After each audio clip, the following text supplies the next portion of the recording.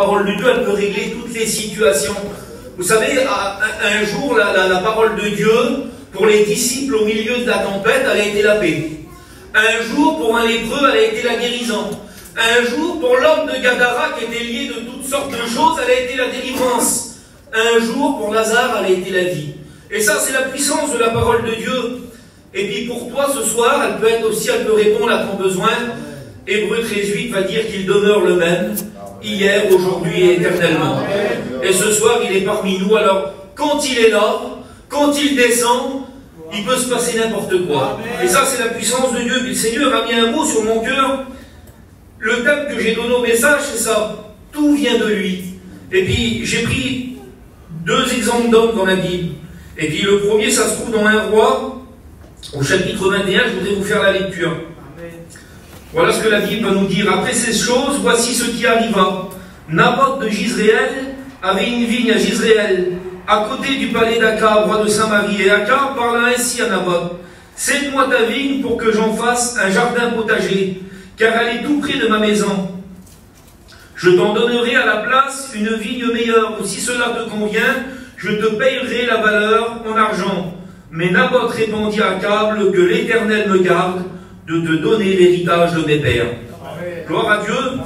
Et puis on voit dans cette lecture, vous savez, je méditais la parole de Dieu quand j'ai écrit le message, et puis on voit souvent que le nom Naboth, là, il est toujours suivi de Jizréel. Et puis ça m'a interpellé, j'ai regardé ce que le nom Naboth voulait dire, et puis le nom Naboth, ça veut dire fruit. Et le mot Jizréel veut dire semence de Dieu. Et puis, vous savez, c'était comme ça dans mon cœur, j'ai calculé un peu le fruit de la semence de Dieu, puis je me suis dit, tout vient de lui. Et quelle importance quand on prend conscience que tout vient de lui. Vous savez, c'est Jacques un jour qui va dire ça, dans Jacques 1 au verset 17, il va dire, ne vous y trompez pas. Parce que des fois c'est possible de se tromper. C'est possible de croire que c'est nous qui fait une faveur à Dieu quand on s'approche de lui. C'est possible de se tromper en croyant que c'est nous qui fait quelque chose de bien quand on se met un peu à part. Et puis le texte il va continuer, il va dire, ne vous y trompez pas. Toute grâce excellente et tout don parfait descendent d'en haut, du Père des Lumières. J'aimerais vous dire qu'il n'y a rien qui vient d'en bas. Il n'y a aucune grâce qui vient d'en bas. Il n'y a aucun nom parfait qui vient d'en bas. Tout vient d'en haut. Et ce soir, on doit considérer que tout ce qu'on a reçu, la paix, la joie, nos foyers, la santé, la nourriture, le vêtement, tout vient de lui. Et puis des fois, nous, on croit que, parce que, je m'excuse, mais parce qu'on prie un peu, parce qu'on fait un jeûne et prière, on croit que c'est nous qui fait quelque chose d'extraordinaire. Mais je m'excuse, en réalité, qu'est-ce qu'on lui a apporté à Dieu, à part nos problèmes, à part nos misères quand on est mieux à lui? Le seul bénéfice, il est pour nous, c'est lui qui a tout payé. Et puis on est là, on est au bénéfice de sa grâce. Et puis il nous a tout donné, on n'avait rien à donner, nous, pour payer le prix de notre salut. Puis regardez le psaume 49, au verset 8, il va dire ça. Ils ne peuvent se racheter l'un à l'autre, ni donner à Dieu le prix du rachat, Le rachat de leur âme est cher, et il n'aura jamais Dieu. C'était pas possible de payer le salut pour nous. On n'avait pas ce qu'il fallait. Il fallait quelque chose que nous, on n'avait pas. Mais la Bible va dire cela. Regardez Éphésiens 2:8. Car c'est par la grâce que vous êtes sauvés par le moyen de la foi. Et cela ne vient pas de vous. C'est le don de Dieu. C'est lui qui nous a sauvés dans sa grâce. Mais ce soir, il faut considérer tout ce que Dieu nous a donné. Et puis, vous savez, Akab, il va venir voir Naboth. Naboth, il est là, lui, puis il a reçu quelque chose. Il a reçu un héritage qui veut prendre soin. Et puis Naboth, il nous représente l'ennemi, un peu le roi de ce monde. Et puis il va s'approcher de Naboth. Et Akab va dire cela. Il va dire, Naboth, cède-moi ta vigne. Et puis il va dire, moi, à la place, je t'en donnerai une meilleure. Et puis je disais, Seigneur, qu'est-ce qui peut être meilleur que la présence de Dieu? Qu'est-ce qui peut être meilleur qu'une réunion? Et puis l'ennemi, il essaye de nous faire croire qu'il peut nous donner certaines choses meilleures. Certaines choses meilleures dans le monde, plus qu'on est en train de vivre avec le Seigneur. Et puis l'ennemi va aller un peu plus loin. Il va dire, si tu veux, je t'en payerai même la valeur en argent. Et puis je voudrais dire tout mon cœur ce soir. J'aimerais vous dire qu'il n'y a aucune somme d'argent. Il n'y a aucun voyage dans le monde, aussi beau soit-il. Il n'y a aucune chose, aucun pays qui peut remplacer la présence de Dieu. Qui peut être meilleur que la présence de Dieu. Il n'y a rien de plus grand que la présence de Dieu. Quand on est béni par le Seigneur et puis qui touche nos cœurs, il n'y a pas de plus grand. C'est la meilleure chose qui peut arriver à un homme, c'est quand Dieu vient nous visiter, quand Dieu nous sauve. Quel privilège. Et puis vous savez, la Bible dit comme cela, C'est David un jour qui va dire ça, le roi David, vous savez, il avait des biens en abondance. Et puis dans le psaume 119, il va dire ça. Il va dire, Seigneur, mieux vaut pour moi ta parole que 1000 objets d'or ou d'argent. Et puis, vous savez, Naboth, quand il est devant Akab, il l'a bien compris, lui. Quand Akab vient lui proposer toutes ces choses, il va dire quelque chose, Naboth. Il va dire que l'Éternel me garde de donner l'héritage de mes pères. Vous savez, Naboth, il a compris que de ses propres forces, c'était trop dur. Il a compris que de ses propres forces, peut-être qu'il n'y arriverait pas. Mais il met Dieu devant. Et puis il dit que l'Éternel me garde de donner ce que j'ai reçu. Puis c'est la réponse qu'on doit avoir face au monde d'aujourd'hui. Le monde qui propose plein de belles choses, plein de convoitises. Mais on doit mettre Dieu devant toujours, avant tout, et considérer ce qu'il nous a donné. J'ai pris un deuxième exemple d'homme dans la Bible. La plupart, tout le monde en a entendu parler, c'est Samson. Samson, la Bible, on trouve son histoire dans Juge 13 au verset 24. Et puis j'ai marqué ça, moi. Samson, l'homme spirituel, est consacré dès sa naissance. Dès sa naissance, il a été mis à part pour le Seigneur. Et puis il va grandir comme ça pour le Seigneur. Il va grandir pour le Seigneur en ayant une coutume, en faisant des choses qui est bien devant Dieu. Et puis la Bible nous dit qu'un jour, il est en train de marcher comme ça. Et puis il y a un lion qui va se présenter devant lui. Parce que vous savez que la Bible va dire cela dans 1 Pierre 5,8. Votre adversaire, le diable, il rôde comme un lion rugissant, cherchant qui il va dévorer. Et puis là, il vient se présenter devant Samson. Et puis Samson, quand il est là, on pourrait dire, Seigneur, il va se faire manger en 2 minutes. Mais la Bible nous dit comme cela que Samson, saisi par l'esprit, il va prendre le lion et il va le déchirer en deux. Parce que quand on est un homme rempli d'esprit, quand on est une femme remplie d'esprit, alors on peut résister au diable. Amen. Et puis Jacques 4 au verset 7, il va dire résistez au diable et il fuira loin de vous. Mais comment faire pour résister au diable? C'est dur des fois. Mais c'est dans le temps qu'on prendra pour Dieu. C'est dans la mise à part qu'on aura pour le Seigneur. Et puis vous savez, je pense qu'on vit tous un peu de la même manière. Seigneur, combien de temps qu'on prend pour nous une journée? Combien de choses qu'on fait pour nous? Je pense qu'il serait temps, Seigneur, pas d'aujourd'hui, mais on doit prendre en considération qu'il faut donner du temps pour le Seigneur. On doit plus que jamais, dans les derniers temps qu'on vit, se mettre plus à part qu'auparavant. Et c'est comme ça qu'on prend des forces. La Bible nous dit que Samson, quelques temps plus tard, il va attraper 300 renards à la course. Et puis je calculais, je dis, Seigneur, dans la logique humaine, c'est pas possible de faire ça. Mais la Bible va dire cela. Ésaïe 40, verset 31. Celui qui se confie en l'Éternel, il renouvelle ses forces, il court et ne se lasse point, il marche et ne se fatigue point. J'aimerais vous dire que quand on est près de Dieu, quand on se confie en Dieu, alors la vie chrétienne, c'est pas lourd, non? C'est pas lourd de marcher pour le Seigneur quand on est près de lui. C'est pas dur de marcher puis de travailler pour lui quand on est près de lui. Mais quand on s'éloigne un peu, quand on se confie pas toujours dans le Seigneur, il l'a dit tout à l'heure, Paco, les réunions, ils sont lentes, quelqu'un il prêche un peu trop longtemps, c'est fatigant, c'est lent. Mais quand on s'approche de Dieu, alors on a l'affût, on attend le mot de Dieu. On attend que Dieu nous parle, parce que c'est ça la priorité. Et puis la Bible nous dit comme cela, Juge 15, verset 8. Un jour, Samson descend dans la caverne du rocher d'Étable. Et puis j'ai marqué pourquoi il va descendre dans la caverne du rocher. Et Ésaïe 26 au verset 4, il va dire ça. Confiez-vous en l'Éternel pour toujours, car l'Éternel est le rocher des siècles. Et puis, j'ai regardé un peu ce que c'était une caverne, ce qu'il voulait dire le mot caverne. Et le mot caverne, ça veut dire ça. C'est un lieu ou un espace creusé à l'intérieur d'un rocher.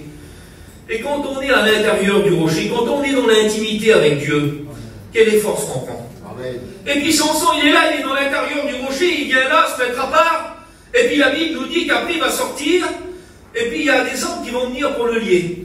Et il y a 1000 hommes qui vont se présenter devant lui. Et puis vous savez, si des fois l'ennemi nous montre des combats qui sont comme ça, des combats qui sont perdus d'avance, des combats où on se dit, Seigneur, j'arriverai pas à faire ce combat-là, moi. La Bible nous dit que Samson, il est là, il vient de sortir de l'intérieur du rocher. Il a pris des forces dans le Seigneur. La Bible nous dit qu'il va se présenter devant les 1000 hommes, là il va prendre une mâchoire d'âne fraîche, et à ce moment-là, il va commencer un combat. Un des plus beaux combats de toute la parole de Dieu. Et puis j'imaginais un petit peu le combat, je disais, Seigneur, ce combat-là, il n'a pas dû durer 10 minutes, il doit se battre avec 1000 hommes, Samson, à ce moment-là. Puis je calculais un petit peu, je disais, Seigneur, il a commencé le combat, là, puis les hommes, ils sont venus, puis il en a tué un. Il en a tué 5, il en a tué 10, il en a tué 20, il en a tué 50. Et puis Samson, il est là, il est en train de combattre, et puis il y en a toujours aussitôt qui arrive. Et puis il combat quand même, et puis il en a tué 100, 150, 200, 300. Et puis le Seigneur, Samson, il devait se dire, mais ça s'arrêtera plus ce combat-là. Il y a des combats qui sont comme ça, où on est en train de combattre, et puis on se dit, Seigneur, le combat, on n'arrive plus à en finir. Et puis Samson, il est là, il continue de combattre 400, 500 hommes, 600 hommes. Et puis j'imaginais un petit peu, je disais, Seigneur, il a tué 600, 700 hommes là. Certainement qu'au bout d'un moment, il va avoir mal dans les bras, Samson. Il va avoir mal dans les mains, ça devait être fatigant le combat pour lui. Et puis il devait se dire, Seigneur, je ne m'en sortirai pas de ce combat-là. Il y a des combats qui sont comme ça, où on se dit, Seigneur, on s'en sortira plus. Le combat, il y a trop longtemps qu'il est sur moi, là, j'ai plus de force. J'ai mal, Seigneur. Et puis on est là, des fois on n'a plus de force, mais j'aimerais te dire qu'il faut continuer de combattre. Même si des fois c'est dur, même si tu crois que tu n'arriveras pas, que l'ennemi te montre tout pour pas que tu arrives. La Bible nous dit que Samson, il va continuer le combat. Et puis il va en tuer 800, 900. Et puis là, il a 2000 hommes. Et quand il a 2000 hommes, il est là.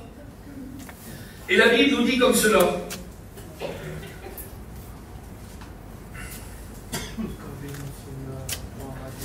Samson, il n'a plus de force. Et puis au Juge 15, verset 18, il va dire ça. C'est toi, Éternel, qui as permis cette grande délivrance. Mais il va dire maintenant, mourrai-je de soif. Il y a des combats qui sont comme ça, qui ont mis notre cœur, qui l'ont rendu sec. Des combats qui nous ont fait du mal, des injustices qu'on a vécues, où on a dû combattre et que c'était dur. Et puis on a subi des choses qui nous ont fait du mal. Mais la Bible nous dit comme cela, que Dieu va fondre la cavité du rocher en deux.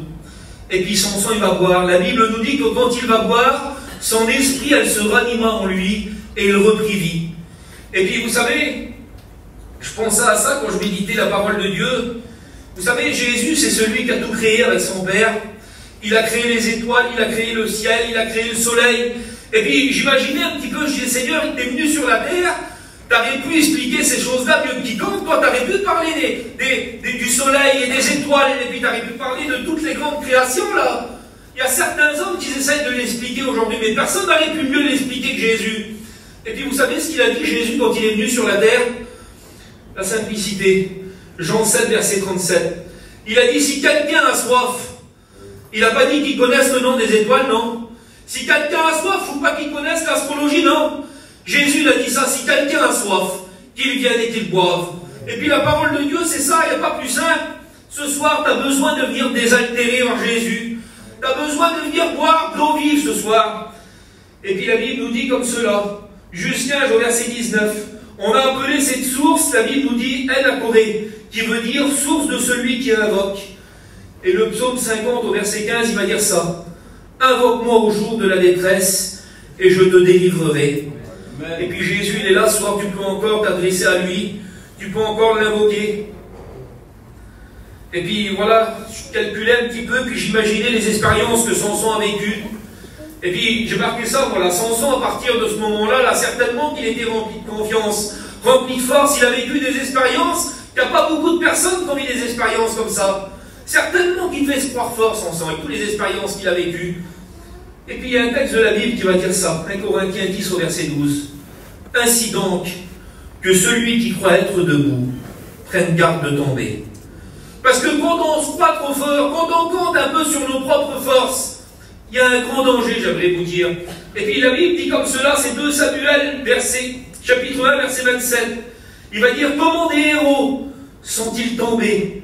Comment leurs armes se sont-elles perdues? Au verset 25 de Samuel, il va dire ça. Comment des héros sont-ils tombés au milieu du combat? Comment c'est possible qu'on peut être si bien, qu'on peut avoir les armes que Dieu nous a données et puis perdre ces choses-là? Comment c'est possible? Et puis j'ai marqué ça, comment c'est possible de perdre les armes que Dieu nous donne? Et puis Marc 4 au verset 19 va dire cela. En qui les soucis du siècle, la séduction des richesses et la convoitise étouffent la parole et la rendent infructueuse. Aujourd'hui, on vit dans un monde qui brille, un monde qui vient mettre des fardeaux sur nous. Et puis si on ne prend pas garde de la manière dont on veille, dans la manière dont on conduit notre vie chrétienne, alors il y a un grand danger qu'on perde les armes que Dieu nous a données. Vous savez, après cela, Samson, il n'a pas trop pris garde, lui. La Bible nous dit comme cela, Samson vit une femme, une Philistine, une ennemie. Elle s'appelle Dalila. Son nom à elle, il veut dire porte de la nuit. Et puis j'imaginais, je disais, Seigneur, la Bible dit comme cela, il la vit et il l'aima. Je pense que ça devait être quelque chose de beau à regarder. Je pense que ça devait être agréable à regarder pour que Samson il réagisse de cette façon-là. Et puis vous savez, tout va commencer comme cela, avec de la convoitise. Tout va commencer avec un regard. Et puis, Jacques 1, verset 14 va dire ça, mais chacun est tenté quand il est attiré et amorcé par sa propre convoitise. Lorsqu'elle a conçu, enfante le péché étant consommé, produit la mort. Et puis j'ai regardé ce que le mot convoitise, il voulait dire.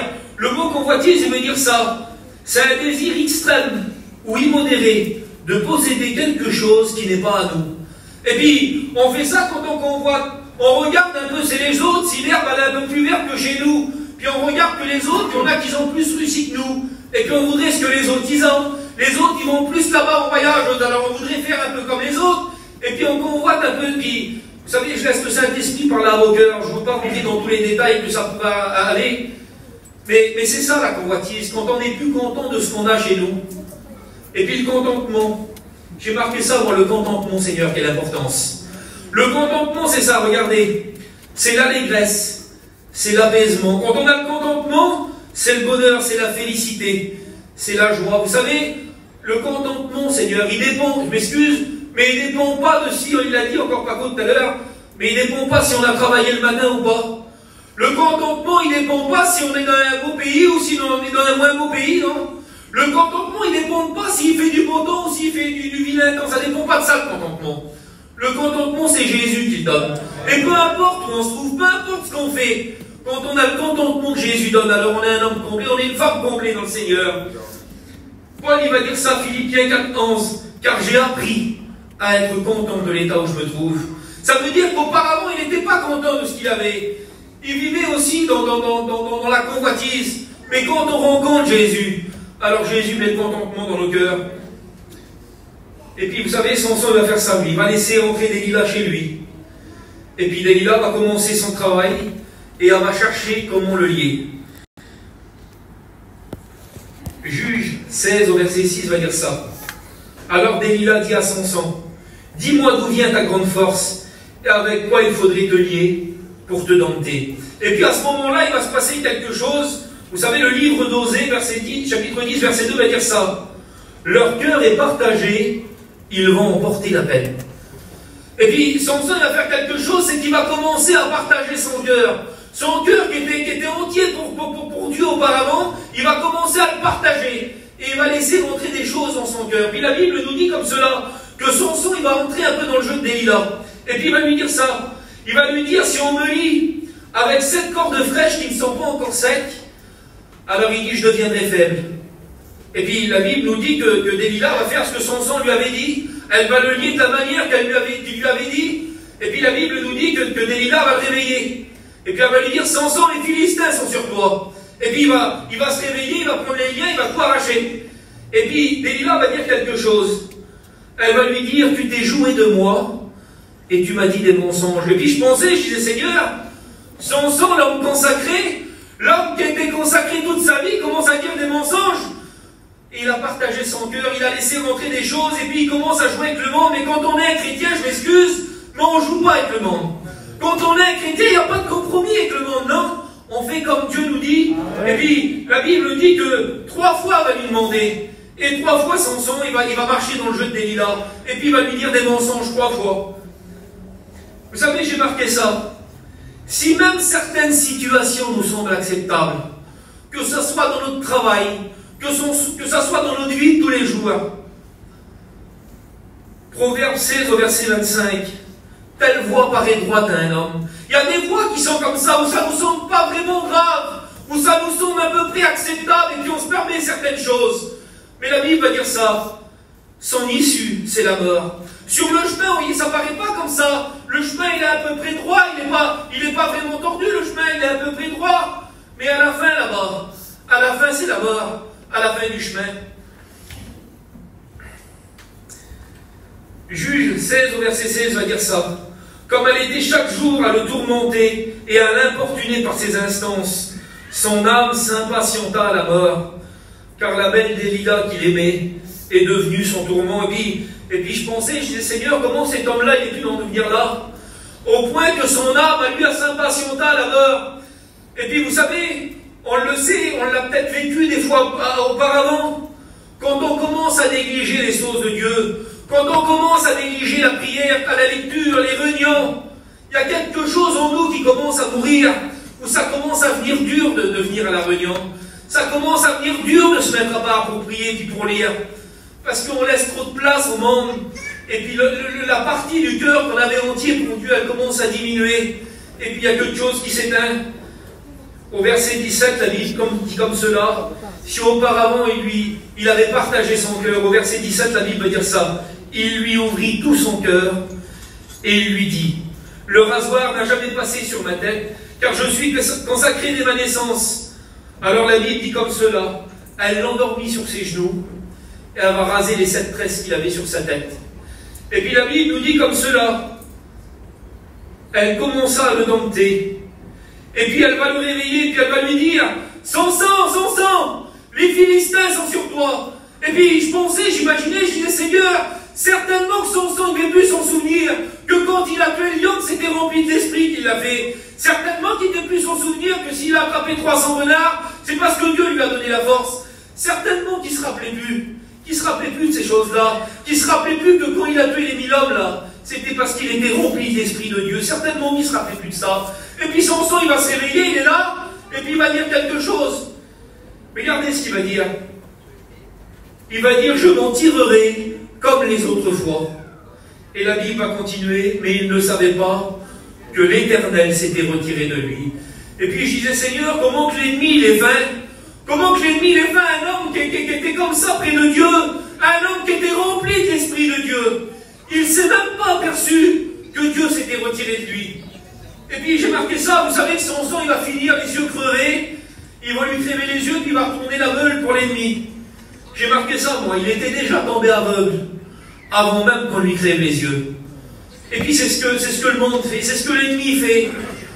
Vous savez, l'ennemi il a tenté plein de choses, il a tenté la force avec Samson, il a tenté de le tuer avec des hommes, ça ne marchait pas.